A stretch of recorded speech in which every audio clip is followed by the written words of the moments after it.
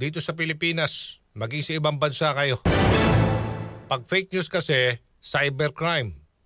So, maaaring tugisin yan nung nasa likod niyan kahit saan ka pa. Kahit saan panig ka ng mundo. Matinding epekto kasi ng pagpapakalat ng maling impormasyon, lalo na sa social media. Kaya responsibilidad talaga ng bawat isa na magsabi ng totoo sa lahat ng oras. Okay, so mas higpitan pa sana talaga ang panuntunan sa paggamit ng social media. Si Aljo Bendijo sa DZXL News. Makakausap natin si Administrator Eduardo Guillen, si Engineer Guillen ng National Irrigation Administration. Administrator Guillen, magandang umaga po. This is Aljo Bendijo, sir. Live na po tayo sa RMN Manila, DZXL News 558. Sir, pagkabigat, good morning po sa ating lahat. Opo, kumusta na po ang ating pong irrigation projects? May mga delays pa ba tayo na monitor dating back Duterte administration, sir? Ay, awa naman po ng Diyos. Medyo naayos na po natin lang, sir. Marami na tayong natapos sa mga backlog projects dati. Pati nga po yung very controversial na Balog-Balog Dam. Nadatnan ho natin yan. Malaking problema. Ano po? Makikita natin yung sinseridad ng ating presidente. Talagang pinunduhan po niya para sabi niya matapos na yan. Kasi yung Balog-Balog Dam sa Tarlac po yan eh. Dalawang presidente na po na taga-Tarlac ang dumaan. Hindi nila natapos. Ang utos sa atin ng ating Pangulo, tapusin na po natin. Ano po. At may dalawa pang malalaking project na pinunduhan po niya. Itong Tumawini Dam sa Isabela. Ano po. At saka yung Ilocos Norte, Ilocos Sur Abra Irrigation Project. Ito yung mga malalaking projects po na atin pong i-implement this year. Gaano po ka-importante mga dams na ito? Abay, alam niyo po, sa totoo lang, yung malalaking dams na huling nagawa ng NIA, mahigit 50 years ago na po, itong Pantabangan Dam at saka ito pong Magat Dam. Ano po? Nakita naman natin kung gaano ang iniunlad ng buhay ng ating mga magsasaka doon sa area na nasa servisyohan ng dalawang dam. Hindi lamang po yun, sir.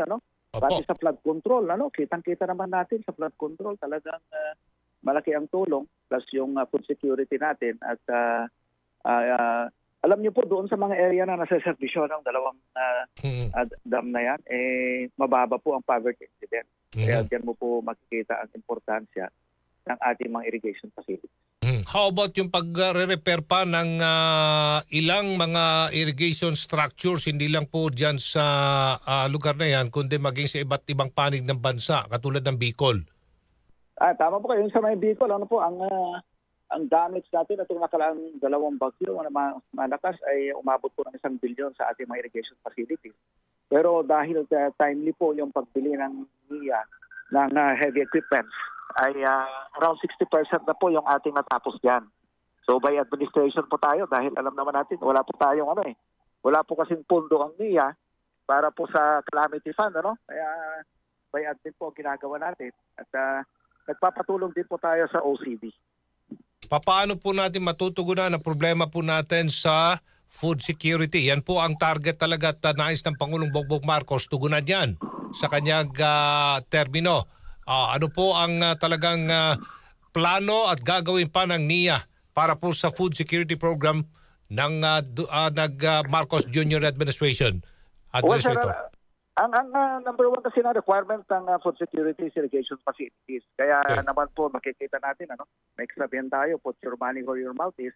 Diyan mo makikita na talagang ang Pangulo tutok dyan dahil nga dito sa pagbibigay ng mga pondo sa atin sa NIA para sa mga bagong dams. At hindi lamang po yun, pati yung tulong sa ating mga farmers, yung mga gamit nila sa pagsasaka, naka-convergence po kami sa DA. So yung mga gamit nila sa farm machineries at pati na ho yung rice processing system. Kasi gusto ng ating Pangulo, ma-capture ng ating mga magsasaka yung whole value chain ng rice production. Ayaw niya na nandun lang sila sa mercy ng ating mga traders. Kaya sabi niya sa amin, i-empower natin itong mga farmers natin. Sabi niya para sustainable yung solution natin sa pag-unlad ng kanilang kabuhayan.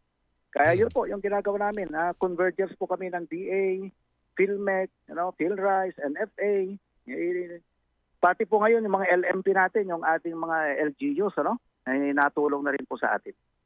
Okay, sige po. Maraming salamat sa update na yan at Administrator Ed Guillen, National Irrigation Administration. Good morning! Salamat po. Malaking karangalan po ito. Thank you, sir. Good morning! Thank you!